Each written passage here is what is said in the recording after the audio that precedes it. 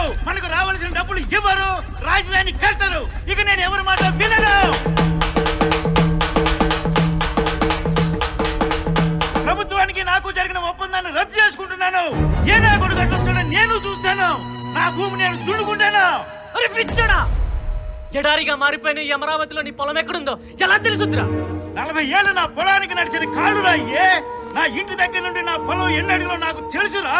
పొలం వెళ్ళాలని ఇక్కడ అనుకుంటే నా కాళ్ళు అక్కడికి తీసుకెళ్తేరా.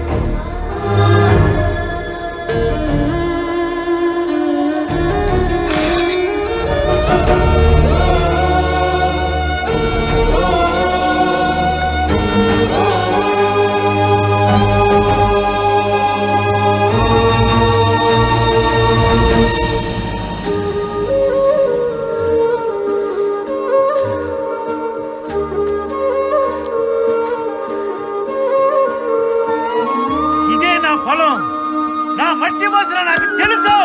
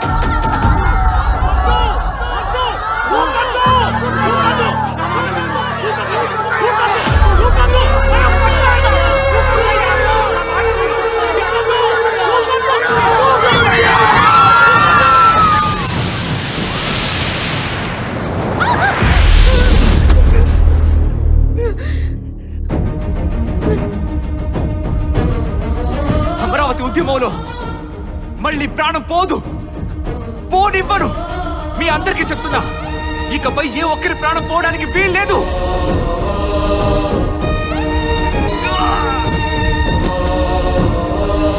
అబ్బాయి గారు మనకి ధైర్యం బాగానే చెప్తారు కానీ మన బతుకులు ఎవరు మార్చలేరు. మారిస్తే ఆ దేవుడు మార్చాలి, లేకపోతే కోర్టులు మార్చాలి. అమ్మా, ఏమన్నావు? మళ్ళీ ఒకసారి చెప్పు. మన బతుకులు మారిస్తే ఆ దేవుడు మార్చాలి, లేకపోతే ఆ కోర్టులు మార్చాలి. అంతేగాని ఇంకెవరి వల్ల కాదయ్యా. నువ్వు చెప్పిన మాట బాగుందమ్మా. మనం ఒక పాదయాత్ర చేయబోతున్నాం. న్యాయస్థానం నుంచి దేవస్థానం వరకు మహాపాదయాత్ర. న్యాయస్థానం టు దేవస్థానం, రైతుల మహాపాదయాత్ర, శిబిరాలకి పరిమితమైన ఉద్యమాన్ని గ్రామ గ్రామాల్లోకి తీసుకెళ్లడం. Nice concept. Script writing, master plans, criminal thoughts, వీటన్నిటితో రాజకీయం చేస్తూ దేశంలో పెద్ద పొలిటికల్ మాస్టర్ నేనే అనుకుంటుంటే ఈ పనికి మాలిన రైతులు మహాపాదయాత్ర పేరుతో మనకే పజిల్ విసిరేశారు. పజిలా? మీ నోటి నుండి మొదటిసారి వింటున్నాను. ఎదుటివాడు అడుగు పడగానే నవ్వుతూ వాడి మీద పిడుగుపడేలా చేశారు మీరు. మొదటిసారి ఆలోచిస్తున్నారు. ఎదుటివాడి గురించి ఆలోచించడం మొదలైందంటే మనం ఓటమికి దగ్గరవుతున్నట్టే. సార్, ముందు ఈ మహాపాదయాత్రని ఆపేయండి.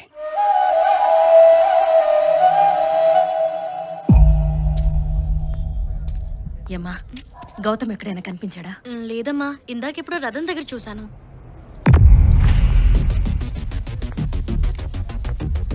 సుబ్బు, గౌతమ్ ఎక్కడైనా కనిపించాడా? ఇక్కడెక్కడ చూడలేదమ్మా. స్టేషన్ నుండి కాల్ వచ్చిందని వెళ్ళాడండి. స్టేషన్కి వెళ్ళాడా?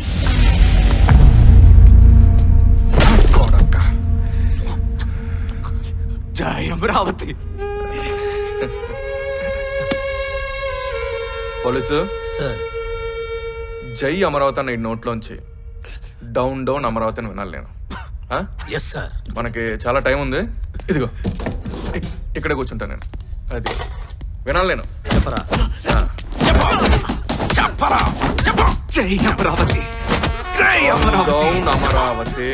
జై అమరావతి. Down down Amaravati. జై అమరావతి.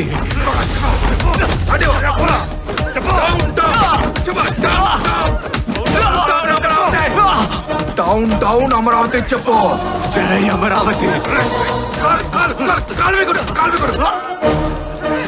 Down down Amaravati. జై అమరావతి. మన పాదయాత్రకి కోర్టు పర్మిషన్ వచ్చింది. ఏమండి, గౌతమ్ని పోలీస్ స్టేషన్కి తీసుకెళ్లారట. పాదయాత్ర నాపలే, గౌతమ్ని తీసుకెళ్లారా? అయ్యా, ముహూర్తానికి సమయం అయింది.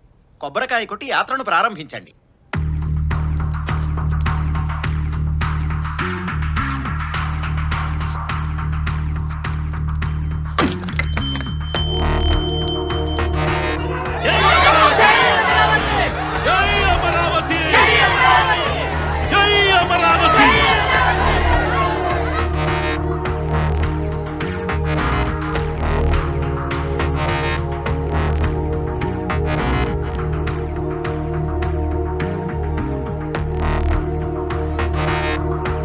కొడుకా ఉద్యమమా అని ఆలోచిస్తున్నావా? ఉద్యమమే నా కొడుకు.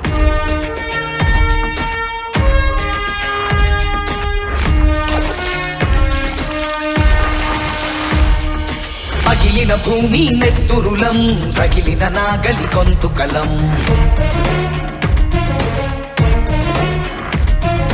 నీడను వీడని మల్లికలం, నిప్పులు చెరిగే కాళికలం. కణకణమండే ఎండ, చలచల వానలోన, బడబడ బణికే చలిలో కదిలే నడక. మన తెలుగమ్మ శిరసే జగతిని మెరిసే కొరకి, పొసగిన దానమిదినా చేను చెలుక.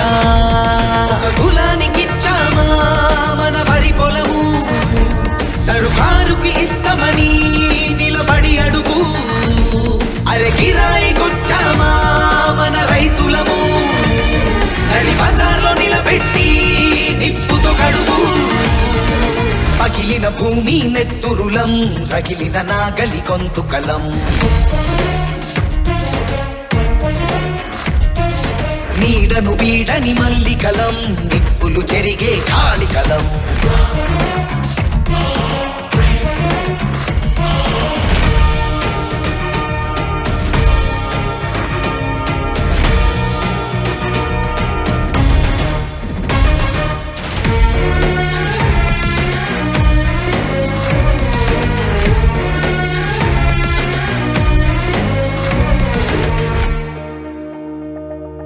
కరగకపోతే శిలవై, కదలకపోతే శవమై, నేల తల్లికి ద్రోహివి కాకుమరి.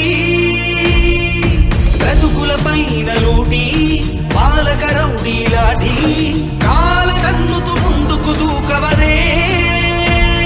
అరి నమ్మిన నేత మాటలు తప్పిన దూతుడని, అమరావతి ఒకటే అందరి ఊపిరి పుడుపుగా ఏగుదాము ఏడు కొండలకు.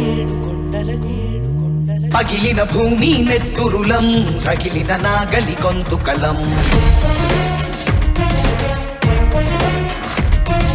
నీడను వీడని మల్లికలం, నిప్పులు చెరిగే కాళికలం.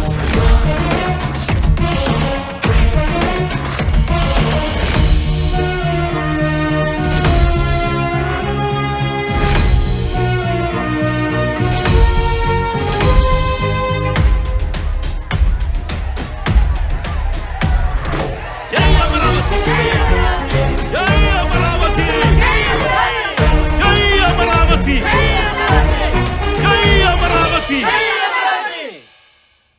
అన్నా పాదయాత్రకు జనం బ్రహ్మరథం పడుతున్నారన్నా. మనంత ప్రయత్నించినా కూడా జనం వెనక్కి తగ్గడం లేదు. ఊరూరా పొల వర్షాలు, విందు భోజనాలు, హారతలంటూ చాలా హడావుడి చేస్తున్నారన్నా. వీళ్ళు అడుక్కుంటూ యాత్ర చేస్తారనుకుంటే జనం వీళ్ళని దేవుళ్ళని చూసినట్టు చూస్తున్నారు. గమనించాలి, పాదయాత్ర చేసిన ప్రతి ఒక్కరికి విజయం దక్కింది, పదవులు వచ్చాయి. చివరికి మీకు కూడా వీళ్ళ పాదయాత్ర సక్సెస్ అవుతుంది. అడ్డుకోకుండా వదిలేయండి.